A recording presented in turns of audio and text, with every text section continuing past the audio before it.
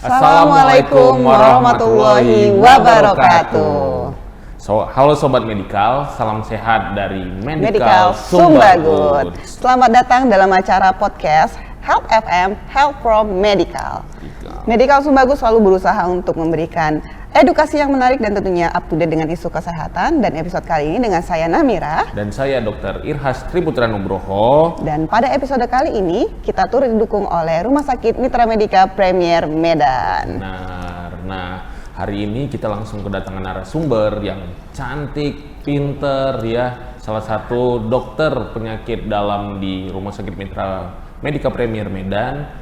Dan siapa itu, Dok? Langsung saja ada Dr. Ermawati M. Siregar, MCAT, PD, spesialis penyakit dalam venasi. Halo, ya, Dr. Erma. Halo, Dr. Erma. Selamat pagi. Gimana apa kabar? Sehat. Sebelumnya terima kasih sudah mau meluangkan waktunya ya, Dok, ya, di tengah kesibukannya. Oke. Dr. Erma, izin saya ingin menyampaikan kepada Sobat Medikal yang ada di sini. Boleh. Bahwa Dr. Erma merupakan seorang dokter spesialis penyakit dalam yang saat ini juga berpraktik di Rumah Sakit Mitra Medika Premier Medan. Untuk riwayat pendidikannya, beliau menamatkan profesi dokternya dari Fakultas Kedokteran Universitas Islam Sumatera Utara. Lalu melanjutkan lagi Magister Kedokteran Klinik Pendidikan Spesialis Penyakit Dalam di Fakultas Kedokteran Universitas Sumatera Utara. Dan selain dari lulusan yang keren-keren ini, beliau juga aktif loh, Dok, ikut mengikuti pelatihan ataupun workshop-workshop terkait dengan penyakit dalam ya, Dok, ya. Wah, workshopnya apa aja tuh salah satunya? Izin saya bacakan ya, Dok, ya. Ini pasti listnya banyak sekali, teman-teman. Banyak sekali, tapi saya hanya membacakan beberapa saja, yaitu beliau ini ikut Fellow of the Indonesian Society Internal Medicine. Keren. Atau FINASIM ya, Dok, ya. Beliau juga aktif mengikuti konferensi kerja Perhimpunan Dokter Spesialis Penyakit Dalam Indonesia. Iya. Wow, juga beliau ini aktif mengikuti simposium dan workshop Kopabdi, ya, Dok, ya? Yap. Setiap tahunnya ya, Dok, ya? Kalau Kopabdi itu per 3 tahun. Oh, per 3 tahun dan selalu rutin mengikuti ya, Dok, ya? Iya, itu acara yang besar seluruh penyakit dalam ya. Wow. Paling besar lah, jadi ada berjenjang, dia paling besarnya gitu. Wow. Berarti Dok, kalau PAPDI perhimpunan Beda, itu per tahunan, per tahun. Per tahun, panjangnya ya. apa ya? Perhimpunan Ahli Penyakit Dalam Indonesia. Wow. Kalau Oke. Kopabdi itu kongresnya. Oh, Wow, memang Konferensinya itu lebih besar dari Pabdinya wah, gitu. tentunya oke, beliau keren. sangat-sangat aktif ya Iya, di betul. bidangnya ya. Emang Medikal Sumbagut ini kalau memberikan narasumber tuh emang gak main-main ya, Dok? Harus keren. Harus keren ya, Harus Dokter keren. Erma nih ternyata update loh selalu dengan ilmu-ilmu spesialis penyakit dalamnya ya, Dok, ya. Harus. Insya Allah. Masih muda, segar, cantik. Oke. Jadi teman-teman Sobat Medikal harus tetap nonton ya sampai akhir ya. Harus, dan jangan lupa subscribe juga, ajak semuanya, keluarga, teman-teman, kawan-kawan, semuanya. Boleh Harus subscribe ya. Harus. Oke. Dokter-dokter, kira-kira nih dengan adanya kedatangan Dokter Erma, kira-kira hari ini kita mau bahas apa ya, Dok? Nah, hari ini kita mau ngebahas sindrom metabolik ya, beserta pencegahannya. Nah, Sindrom metabolik. benar dong. Ini Dokter Erma udah langsung oke, sindrom Iya. metabolik apa ini gitu ya.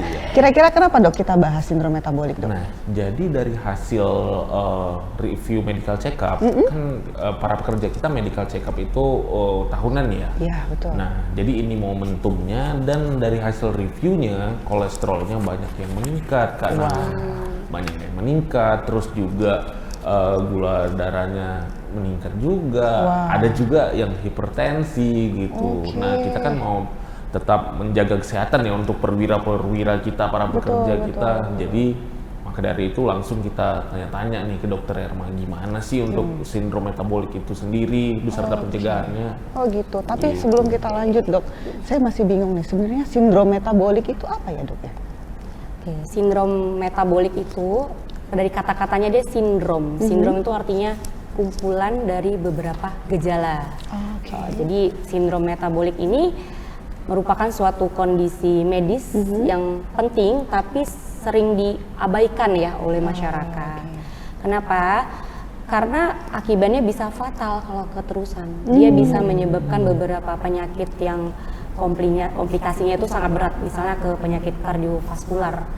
Apa itu? Jantung, bisa stroke ya kan, juga. atau bisa penyakit metabolik yang lain, bisa sampai ke diabetes mellitus seperti itu. Jadi kapan sih, seringnya kan bertanya kapan kita bisa menyebutkan ini adalah sindrom metabolik?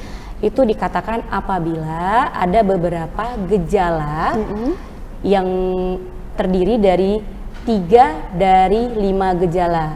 Kalau udah ya 3 dari 5 gejala. Jadi kalau 3 dari 5 gejala ini sudah dapat, nah kita bisa menyebutkannya ini adalah suatu kondisi medis sindrom metabolik. Oke.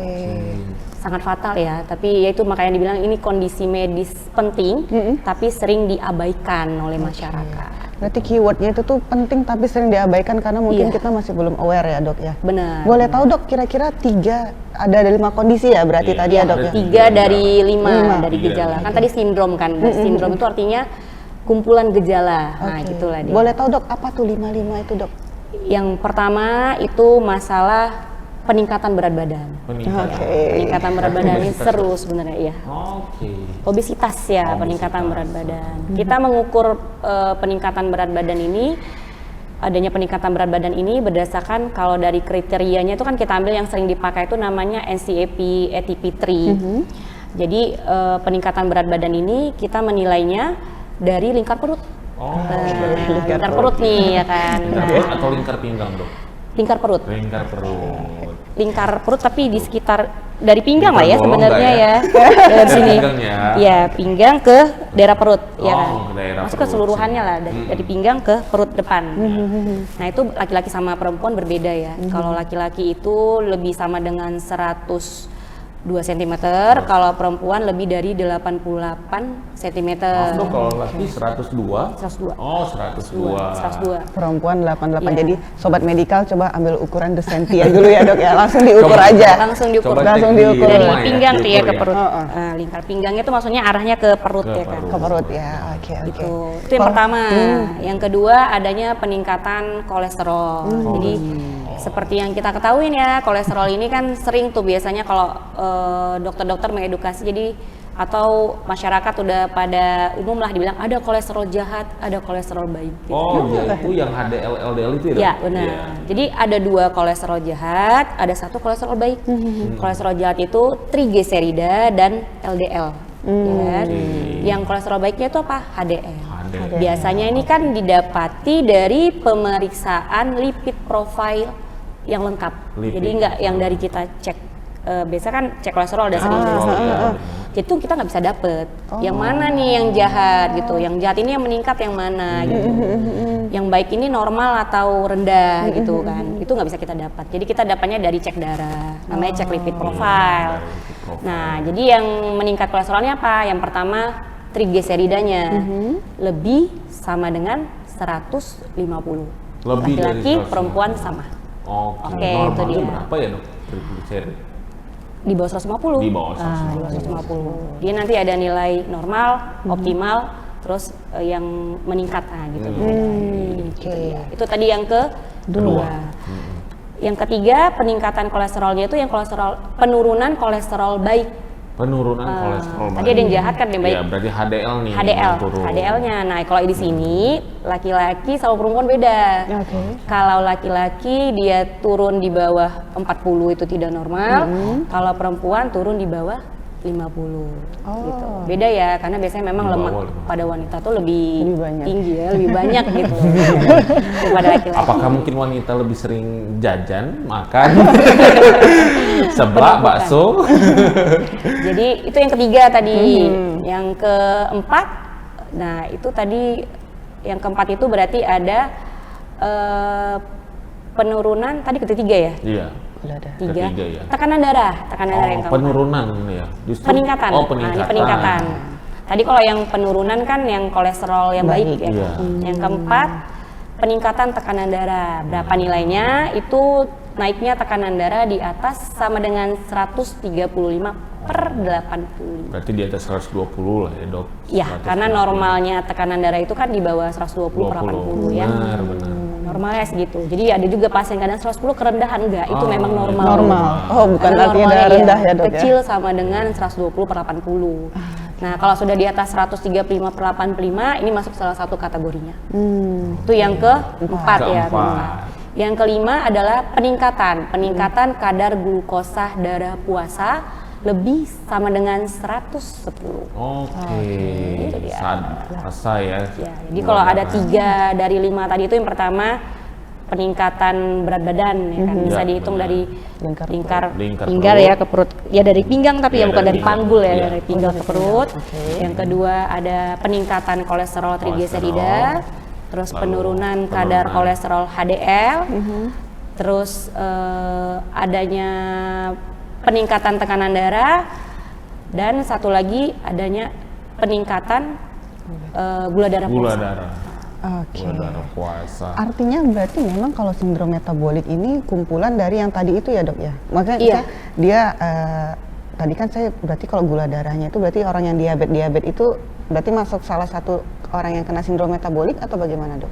Ya, jadi ada orang yang sindrom metabolik tanpa diabetes, Oh. ada yang diabetes ya udah sama dengan sindrom metaboliknya, bagian dari sindrom metabolik. bagian dari Jadi sindrom orang yang sindrom metabolik itu ya belum tentu dia sampai ke diagnosa diabetes. Oh, oke. Kan sindrom kan, makanya kan masih ada kumpulan gejala. Oke oke. Nah, kalau untuk kolesterol dok, jadi kan banyak tuh para pekerja kita yang sering nanya, dok, saya kan kurus, tapi kolesterol saya kok tinggi ya? Ya, bener-bener sering sih itu pertanyaan. Banyak itu. Ya ada juga yang gemuk tapi kolesterolnya nggak tinggi gitu. Benar-benar. Nah, jadi itu lebih gimana ya dok untuk mengetahui kolesterol itu? Ya, jadi peningkatan kolesterol itu bisa terjadi keduanya, bisa pada pasien yang gemuk maupun yang kurus. Jadi kan sebenarnya pikiran orang tuh banyak kalau gemuk tuh pasti kolesterolnya tinggi. Iya. Memang dia faktor resiko paling banyak itu ya pada pasien obesitas. Tapi tanda kutip, pasien yang kurus itu juga belum tentu kolesterolnya tidak tinggi. Itu dia. Kenapa? Tuh, sobat medikal dengerin. Ya, kenapa? Pasti pertanyaan gitu ya kan. Kenapa sih dok? Banyak beberapa faktor yang mempengaruhi. Iya. Contohnya ya, misalnya satu genetik bisa ya. Jadi ada genetik memang bawaan genetiknya memang orang yang genetiknya kolesterolnya tinggi itu bisa. Namanya tuh dislipidemia aterogenik namanya. Terus Dislipidemia. ya, yang kedua tanyakan dulu nih pola makannya seperti apa. Nah nih yang sering nih pasien-pasien yang cenderung berat badannya normal dan kurus, dia itu tidak waspada terhadap makanan. Mau makan aja tuh ya, Gulai, ya makan. pagi-pagi udah gorengan. Ya, jadi nggak ada rasa waspada takut untuk berat badannya naik. Karena Itu merasa dia. kurus sehat gitu ya dok. Jadi Hajar terus. hajar terus, nah gitulah. Sementara yang dimakannya itu apa? Ya itu lemak semua kan, Iya, makan makanan betul, olahan. betul. Nah itu yang sering terjadi. Jadi ya bisa lah Tapi pasti emang ya itu kan. yang enak sih dok. Iya itu pula ya. Apalagi di Medan ya, sobat medikal ya. Itu Iya, luar biasa di Medan luar kulinernya biasa itu. kulinernya. Diakuin ya, kuliner yang paling Diakuin. enak tuh di Medan ya. Heeh. Jadi Banyak harus hati-hati. artis-artis juga bilang gitu ya. Banyak yang Artis bilang. juga bilang gitu. Artinya tadi tuh dok, adanya mindset bahwa orang kurus itu ya kita sebagai awam ya, Iya. orang kurus sama masih kurus kok makan sebanyak-banyaknya nggak gemuk-gemuk, ternyata itu bisa malah menyimpan lemak-lemak yang tadinya bisa Benar. jadi kondisi ini ya dok Pasti. ya. Karena lemak itu disimpan itu di 2 jaringan. Yang pertama itu di jaringan adiposa namanya. Itu yang lemak yang disimpan di seluruh tubuh di bawah kulit. Oke. Nah, itu yang sering kita terlihat ya kan, warna gembul-gembul. Nah, itu dia. Itu yang Dipanggil pertama. gembul nih. Yang kedua yang tidak diketahui itu, yang sering orang masyarakat itu, orang awam juga, bahwasannya ada namanya lemak visceral. Lemak visceral. Lemak visceral ini adalah lemak yang berada pada organ dalam tubuh. Kan nggak terlihat ini ya, kan nggak akan terlihat. Contoh organ dalam tubuhnya apa? Ada hati, Betul. ada ginjal, jantung, ya kan? Iya. Kan nggak terlihat nih. Di usus kan juga ada tuh lemaknya itu, nggak terlihat gitu kan. Nah di situ jadi orang-orang yang cenderung berat badannya normal atau kurus, yang cek kok kolesterol saya tinggi ya, nah, itu hati-hati. Bisa di lemak adiposanya di bawah kulitnya tidak terlihat, tapi di lemak visceralnya itu dia. Nah itu yang malah sering bahaya berarti. lebih ya, Dok? berbahaya. Nggak terlihat kan, nah, kasat mata kita nggak bisa lihatnya. Nah dok, cerita-cerita perlemakan ya, itu ada salah satu perlemakan hati itu fatty liver ya dok. Fatty liver. Bisa dijelasin nggak dok fatty liver Itu itu? sering ya? Sering, banyak Mau juga yang gemuk, nanya. mau kurus ya? Benar, Sama, jadi iya. para pekerja kita itu banyak yang nanya, Dok, itu fatty liver itu apa ya? Ya, Gitu. Selalu sering itu yang tanya. Dia nggak memandang gemuk atau kurus. Wow, dua kategori bisa. Iya benar. Fatty liver itu kalau bahasa Indonesianya lah ya, bahasa Iya. awam itu artinya perlemakan hati. Perlemakan Hatinya hati. berlemak gitu ya. Oh, hatinya Iya, berlemak. hatinya berlemak. Akibat apa ya? Karena penumpukan lemak di hatinya berlebihan, tidak normal. Perlemakan hati ya, Dok, ya, bukan Iya, kekasih benar. hati ya. Aduh, Beda ya. Perlemakan Kalau hati. ini jadi penyakit ya Jadi kan? penyakit. Nah, dia itu dibagi ada dua lagi. Nanti dia bisa disebabkan yang pertama karena alkohol yang utama. Oh. Nah, jadi hati-hati nih yang peminum alkohol itu. Alkohol. Biasanya kalau secara bisa medical check up tuh sering didapatin itu perlemakan hati ya. Karena alkohol itu sintesanya itu dipecah itu diolah itu di hati. Oke. Makanya orang yang Hati. suka minum alkohol tuh ujung-ujungnya ya penyakit hati gitu ya. Oke. Gitu. Nah, yang kedua dia yang tanpa alkohol. Tanpa Nah, tanpa alkohol itu apa? Orang yang banyak mengkonsumsi makanan lemak jenuh dan lemak trans. Oke. Lagi-lagi makanan lagi ya, Makanan Dok. lagi. Makanan. Kenapa? Karena kolesterol itu disintesa, diproses itu ya di hati. Benar. Jadi kalau banyak asupan, hati kan banyak nih kerjanya Iya, berat. benar, Dok. Terus gak sanggup nih disintesa jadi energi. Kan harusnya itu kan kolesterol kan kalau dipecah jadi energi. Iya, benar. Sumber energi. Kalau berlebihan kan nggak bagus. Segala sesuatu yang berlebihan memang nggak bagus ya. Iya, benar. Nah, hatinya nggak sanggup gitu. Jadi numpuk deh di hatinya. Apa yang bakal terjadi kalau udah sampai fatty livernya tinggi penuh dengan lemak seperti itu? Dok? Pertama, hatinya itu bisa peradangan ya, inflamasi Oh, kok kita bilang. peradangan. Peradangan. Yang kedua dari mulai dia perlemakan hati, terjadinya inflamasi. Nah, nanti berujung-ujung nanti menciut, sirosis. Oh, sirosis. Jadi pertumbuhan jaringan parut di hati. Oh, Oke. Bisa nggak kalau udah sirosis, aduh lain lagi tuh gejala lebih berat lagi. Oke. Itu dia. Wah. Makanya sering dapat secara insidental lah ya, nggak sengaja. Kadang kita kalau misalnya pasien-pasien ini yang mau USG, Benar. keluhannya sih bukan itu gitu. Tapi pas di USG kedapatan. kedapatan. gitu. Kedapatan itu. Iya, jadi tuh kayak sekarang lagi banyak ya kasusnya Banyak, ya, lagi perlemakan banyak juga. hati gitu. Nah, kira-kira Dok, kalau dari fatty liver sendiri itu dia bisa diobati dengan obat-obat atau treatment khusus atau dengan pola hidupnya aja? Pola hidup ya, oke. Yang pertama memang dari pola hidup kita ya, Dari pola makan makanan yang gizi seimbang. Gizi seimbang itu kita harus banyak makanan yang alami ya, berbanyak makan sayur, makan buah, dan banyak makan protein. Oke. Ya, makan protein terus. Kemudian itu dari segi pola makanan, jadi kurangin yang lemaknya gitu. Karena tadi Nah, dari lemak jadi ya, Dok. sebenarnya sih kalau perlemakan hati ini dia kan ada grade-grade-nya ya. Oke. Kalau grade-grade di awal itu dengan perubahan pola makan kita, gaya hidup kita yang lifestyle kita bagus, olahraga, bisa kembali ke Oh, semula. kan balik Oh, iya. lagi. Bisa kembali Berarti ke nggak harus semula. ketergantungan minum obat terus-terusan Tidak, ya, Dok, obat ya? itu pada keadaan tertentu kan, dan sampai kalau ternyata fatty liver ini bisa mengakibatkan komplikasi yang lain. Oke. Paling kalau dia suplemen itu yang hanya membantu ya sifatnya, bukan mengobatin total, Oke. membantu. Kalau mengobatin totalnya itu ya memang kita dari pola makan. Pola makan. Yang kedua apa sih penyebabnya kolesterol lagi? Kolesterol. Mengobatin balik obat kolesterol gitu ya. Emang ya Kolesterol kolesterol ini ya. Iya. Aduh, makanannya Gawat enak tapi ini memang. ya begitu. Kalau dia nggak memandang kurus, nggak memandang gemuk gitu ya. Iya, apalagi kita baru ini kan Dok, siap kurban ya, Idul Adha ya. Wah, Itu kan iya, olahannya ada yang di kari, ada yang digulai ya, Iya, benar. ada yang direndang. Lagi kemarin kita baru lebaran lagi, lebaran Idul Fitri gitu, Iya, lontong ya. baru lagi. Itu rata-rata pasien yang datang tuh kalau dicek kolesterolnya tuh tinggi tuh Tinggi ya, rata-rata. Dok, Ya. Kadang Dok sampai megang tengkuk ini Dok. Memberat. Banyak Sering langsung pasien-pasien kita ting juga. langsung Iya, kolesterol oh, tinggi di kolesterol gitu ya. nih. Ya Kalau udah benar-benar megang sering orang kayak tengkuknya. gitu. Wah, Jadi- berarti kondisi-kondisi tadi tuh sebenarnya kayak sederhana gitu ya, Dok ya? Sederhana itu tadi makanya saya bilang itu kondisi medis yang penting tapi sering diabaikan. Diabaikan Nah, gitu itu dia. ya, Dok ya. Tapi ada nggak, Dok, warningnya tuh tadi kan kadang-kala kan kita masih belum tahu nih kita didiagnosa apa gitu. Tapi kira-kira ada nggak ciri-cirinya gitu, Dok? Ciri-ciri orang-orang yang mungkin coba diperiksa dulu nih darahnya, mana tahu kolesterolnya tinggi gitu apa gitu-gitu gimana? Nah, sebenarnya ya kita ini memang dianjurkan MCU lah ya. Iya. Enaknya di Pertamina ada MCU-nya ya, Iya, per tiap tahun tahun gitu. itu ada. Itu enak. Jadi sebenarnya gimana kalau kita yang tanpa kolesterol juga kadang tanpa gejala ya. Itulah contoh-contoh orang yang Iya, kurus, gak ada benar. gejala apa-apa, pas medical check up, kolesterolnya tinggi. Iya gitu. Jadi MCU itu ya setidaknya setahun sekali lah gitu kan. Paling nggak minimal tuh mendeteksi beberapa penyakit yang berakibat itu yang resikonya ke penyakit metabolik, gula darah, terus termasuk kolesterol, kan fungsi hati. Nah ini belum USG nih pasiennya, pas kita cek fungsi hati, fungsi ginjal, asam urat gitu, kolesterol, gula, kok fungsi hatinya tinggi ya gitu.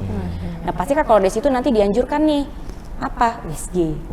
Didapetin rupanya. Ada fatty liver Fatty liver lagi. Fatty liver gitu. lagi. Belum tentu Kedapatan. kan, maksudnya peningkatan dari fungsi hati itu selalu berakibat itu ini penyebabnya karena hepatitis gitu ya. Enggak, salah satunya itu ya pola makan hati. Nanti dia kalau kita dengan pola makan yang bagus gitu, berolahraga yang rutin, balik lagi normal. Kalau masih grade-grade awal. Oke, artinya Gitu. saya tuh sering juga dengar nggak mau periksa MCU dia bilang kayak gitu, nanti Takut disuruh gitu minum ya? obat kayak gitu, padahal ternyata obat itu bukannya terus-terusan ya dok ya? Tidak, itu hanya kalau misalnya obat kolesterol yang kayak seumur hidup itu kan pada penyakit tertentu.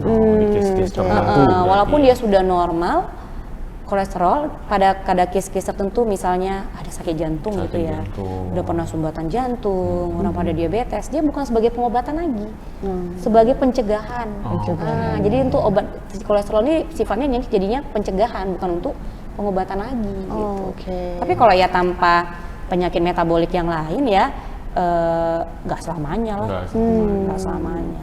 Atau juga kalau pada keadaan tertentu pasien-pasien kita yang usia muda gitu, kolesterolnya naik tapi tidak signifikan, kita tidak memberi terapi, kita anjurin dia pola makan, olahraga. Nah, benar. Itu dia. Pasti akurat. Pasti akurat ya. Karena cenderung pada pasien-pasien yang usia muda itu metabolismenya masih bagus.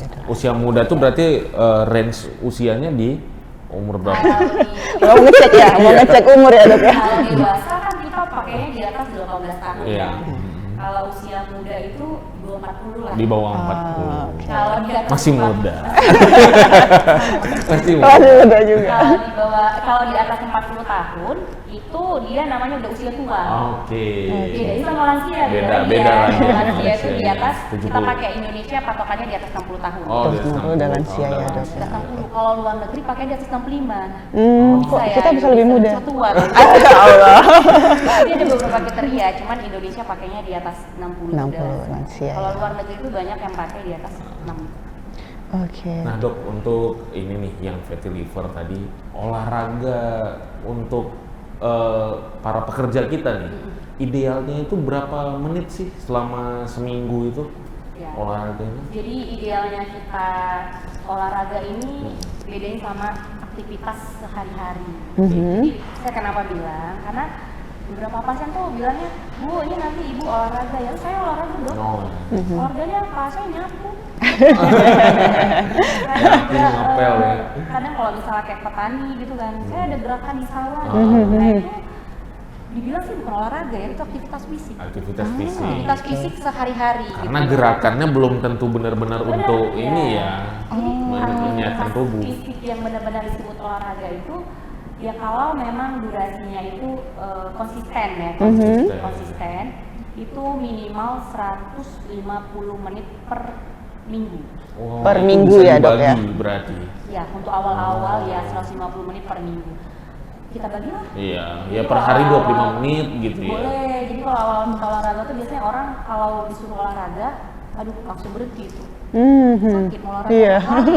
Oh langsung sakit nih kaki ya, naik betis lah bla bla bla, nggak akan mau. Iya. Ya. Bangun tidur langsung sakit soalnya dok ya. Angkat beban, oh jelas ya. Jelas Iya, ya, betul, keras ya. betul. Oh angkat beban itu lebih sakitnya lebih sakit lagi. sakit lah gitu bangan Di yang persendian menggerakkan sih. badannya juga susah. Oke, berarti ternyata dari pola olahraga pun sebenarnya juga kita harus perhatikan ya dok ya, minimal tadi 150 menit ya dok ya per Ya, minggunya ya. 150 menit per minggu ya, sehari 20 sampai Kita bagi ya. 20 Tadi menit. kalau 6 hari kira-kira 25 menit lah. 25 menit lah Oke. per hari. Heeh. Nah, nanti kita aduh sibuk nih gitu ya. Kita bagilah mau 30 menit berarti 5 kali seminggu. Iya, betul. Pelan-pelan aja karena tubuh ini kan perlu adaptasi. Karena kenapa perlu adaptasi? Yaitu biar jangan terkejut nih, nyerinya berlebihan saat olahraga ya. Oh, tapi juga terkejut gitu. Nyeri otot lah kita bilang ya, ketegangan otot. Jadi boleh 30 menit per hari 5 kali. Nanti kalau udah oke, naikkan jadi 45 menit. 40 hari ya. Nanti naik lagi jadi apa? 60 menit ya kan. Kalau udah 60 menit ya setidaknya 3 kali seminggu lah ya. Walaupun kan lebih boleh nggak dok? Boleh. Malah lebih bagus, tapi tidak over. Oh, jangan over ya. Ya, pasti ada fase istirahatnya juga kan, istirahat, tidak oke. over gitu. Berarti kuncinya ini berarti lebih ke konsistennya juga ya dok ya? Ya, itu pun jenis olahraganya juga tertentu ya, maksudnya dia durasinya ya yang lebih konsisten, terus gerakannya. Jadi mungkin yang sederhananya itu yang paling dianjurin itu jalan cepat. Jalan sederhana ya, cepat. bukan jalan santai berarti tapi ya. 20 Oh, bukan jalan santai. Itu 25 bedain. menit itu bisa jalan cepat jalan cepat. tanpa berhenti. Oh, tanpa berhenti. Bedain dengan jalan santai. Kalau Oh, jalan berarti- santai itu kebanyakan ngobrolnya ya. Iya, Jalan benar, santai ini benar. enggak. Jalan cepat, jadi heart rate kita, denyut jantung kita naik tanpa berhenti. Misalnya 30 menit. Itu aja dulu dilakuin. Baru mulai nanti. Dan satu lari lagi kecil. kayaknya dok, jalan cepatnya jangan di mall ya dok ya. Kalau bisa di lapangan ya. Beda ya. Kalau di mall nanti Kalau mau dia tantangannya pakai- beda. Sama pakai fase berhentinya. Oh, ada Iya, fase berhentinya. iya benar. Kalau di Jadi mall jalan itu. cepat itu ya memang jalan cepat tanpa berhenti. Ya, itu dia. Oke. Nanti kalau udah mulai bagus nih, denyut jantung bagus, terus udah mulai fisik udah mulai oke, naikin lari. Lari. Jogging lah kan. Emang lagi jogging. tren sih belakangan. Pada teman-teman saya di Medan tuh pada lari Iya, pagi. lagi FOMO juga ya, iya, lagi ramai, lagi ramai. Ya lagi rame. Oke, baik dok. Tadi terkait kita udah bahas pola makan, olahraga gitu ya dok ya. Fenomenanya sekarang nih dok, orang-orang yang kena sindrom metabolik itu range usia yang berapa ya dok ya? Kalau sekarang sebenarnya ya kalau kita dari segi medis itu dianggap kan metabolik gitu ya. Metabolik itu kan biasanya orang mulai mengalami penurunan ya, penurunan gangguan metabolisme tubuh itu kan biasanya di usia yang saya bilang tadi usia tua gitu ya.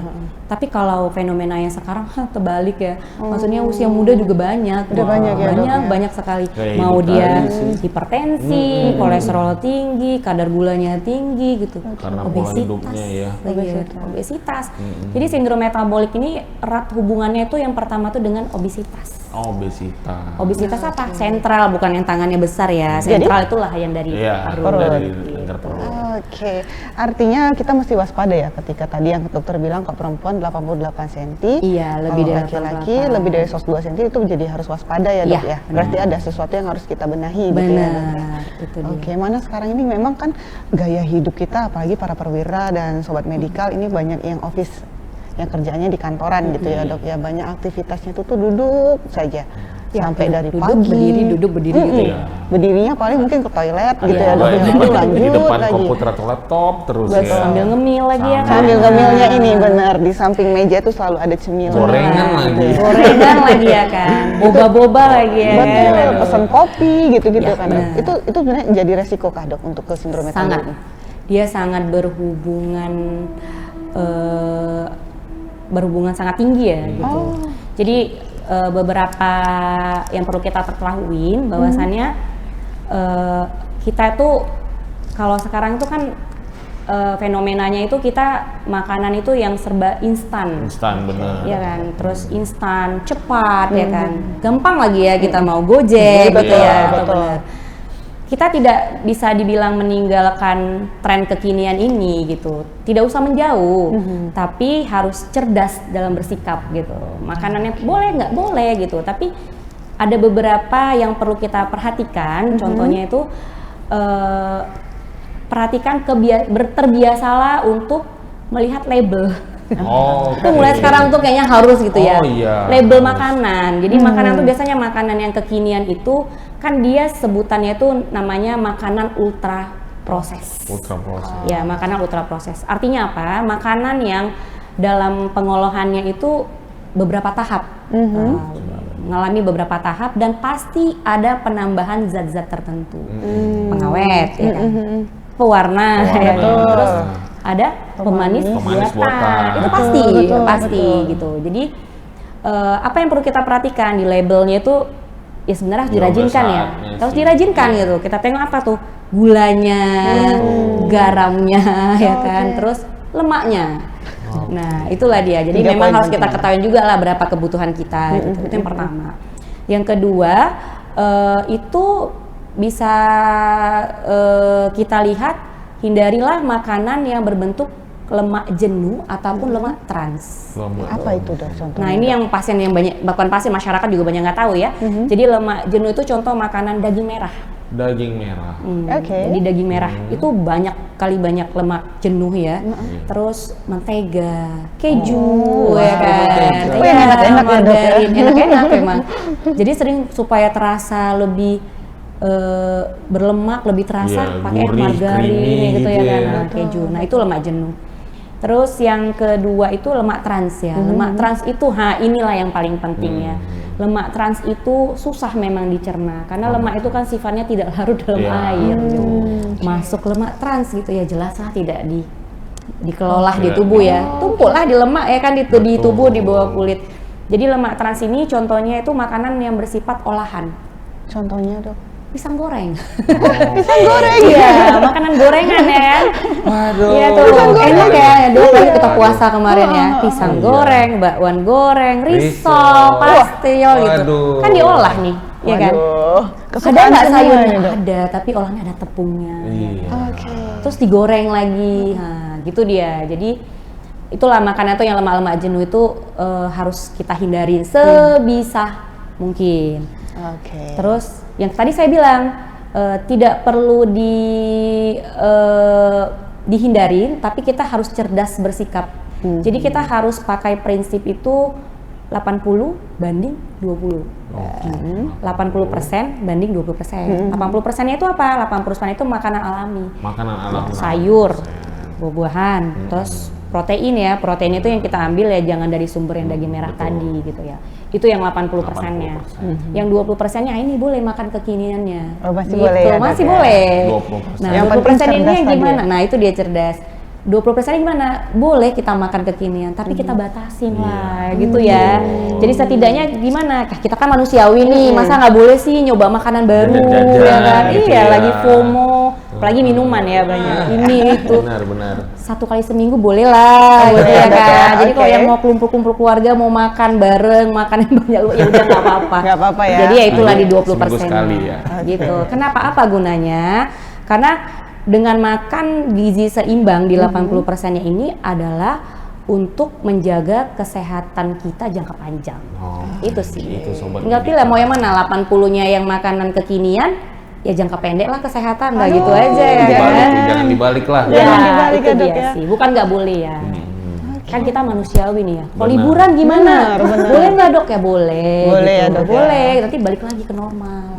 Berarti kita juga nggak usah sekaku itu juga ya? Iya, Dok, nggak usah sekaku itu. Senin, Selasa, Rabu, Kamis, Jumat, Sabtu, Minggu, ya minggunya lah. Boleh. Sekalian Boleh. kumpul keluarga Boleh. gitu ya dok ya? Besoknya balik lagi lah yang bagus gitu. Dan harus ditambah olahraga pastinya ya, Dok. Nah itu yang penting ya, Iya. poinnya itu jangan yang ketinggalan. Selain dari modifikasi lifestyle kita dari pola makan yang seimbang, gizi seimbang, yang kedua itu harus dibarengin dengan olahraga yang teratur. Ayo main ke fitness center buat para Enak banget perwira ya di pekerja. sini ya. Iya. Aduh. Di fitness Udah di center fitness center. Mantap olahraga. lah. Mantap. Oke, nah itu Medika kan selalu juga tuh memberikan fasilitas-fasilitas kesehatan sebenarnya dok, Iya. seperti kita menyediakan edukasi kesehatan, mulai dari broadcast yang kita Iya, sering menghimbau Oke. para Setiap- perwira dan mitra setiap kerja minggu kita ya, Kak? setiap Bagus minggu lah ya. ada Setiap edukasi minggu. kesehatan. Karena banyak masyarakat yang masih ya kadang jumpa ini belum paham ya. Maksudnya Betul. paham itu dalam pengertian tuh bahasa atau pengertian yang bisa diterima oleh masyarakat Betul, gitu ya kan. Betul. Dia mereka bilang obesitas aja gemuk gitu. Iya, Kayak iya, gitu. iya. Gembul. Kayak gitu. Kayak tadi saya bilang cerita lemak ya kan. Orang kurus kok bisa kolesterolnya tinggi gitu. Jadi orang kurus itu yang perlu diperhatikan itu mungkin lemak jaringan adiposanya di kulitnya itu, di bawah kulitnya itu hampir nggak ada, kayak dikit ya. Ternyata di organnya. Organnya, makanya kolesterolnya bisa tinggi. Bisa tinggi. Oke. Itu sih yang penting. Wah, udah seru banget nih pembahasan. Nggak kerasa, udah lebih dari setengah jam ternyata kita ngobrol-ngobrol, Dok. Benar. Masih Iya baik. juga Iya. Sobat Medikal pasti nggak kerasa juga ya, ternyata kita udah lebih dari 30 menit dan ternyata sudah banyak Ini kalau sekali. diulik terus bisa 2 hari sih. 2 hari ya. Banyak ilmu yang kita dapat.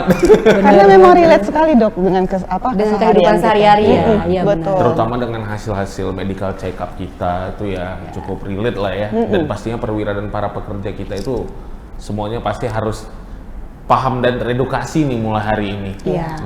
Biar Supaya kedepannya kesehatannya juga lebih panjang ya. Iya, benar. Kesehatannya lebih panjang, terus ya itu tadi komplikasi-komplikasi yang menakutkan itu janganlah sampai terjadi. Itu dia. Betul. Semoga nanti hasil MCU tahun depannya Bisa lebih kondisinya lebih membaik ya, Dok ya, Dok ya. Semoga. benar-benar. Karena itu PR kita bersama Iya, untuk kita bagaimana mengedukasi para pekerja, mitra kerja dan seluruh masyarakat yang ada di sini supaya bagaimana kita menjaga pola hidup sehat tadi ya, Dok ya. Oke, sekali lagi nggak kerasa nih waktunya udah 30 menit. Terima kasih kepada Dr. Erma. Iya. Terima kasih Sama-sama. dan terima kasih juga kepada Rumah Sakit Mitra Medika Premier Medan yang udah support di acara kita ini ya. Oke. Pastinya juga terima kasih juga kepada Sobat Medikal yang telah tonton dari awal hingga akhir. Sebelumnya kita salam Sebu Sepro yuk. Salam Sebu Sepro. Iya. Boleh Dokter dibantu? tahu nggak salam Sebu Sepro? Nah, Coba Dok Irhas tolong dicontohkan dulu, salam Dok. Sebu Sepro itu seperti ini. Sehat, bugar, semangat, produktif. Gitu, Dok. Oke, Iya. boleh kita ulang? Sama-sama ya, Dok ya. Sebu Sepro. Iya. Sehat, bugar, semangat, produktif. Baik, terima kasih sekali lagi ya Dokter Erma. Tepuk tangan dulu untuk Dokter Erma. Iya. Terima kasih ya atas edukasinya. Pastinya teman-teman Sobat Medikal di rumah sudah sangat paham nih sekarang tentang sindrom metabolik. Semoga mulai dari hari ini kita sudah menerapkan hidup yang cerdas tadi ya, Dok ya, supaya terhindar dari sindrom metabolik. Iya, benar. Tetap jaga makan dan jaga kesehatan pastinya. Oke, sekali lagi terima kasih. Kita akhiri pamit undur diri. Saya Namira. Saya Dr. Irhas Cipranugroho. Sampai jumpa pada episode selanjutnya. Assalamualaikum warahmatullahi wabarakatuh.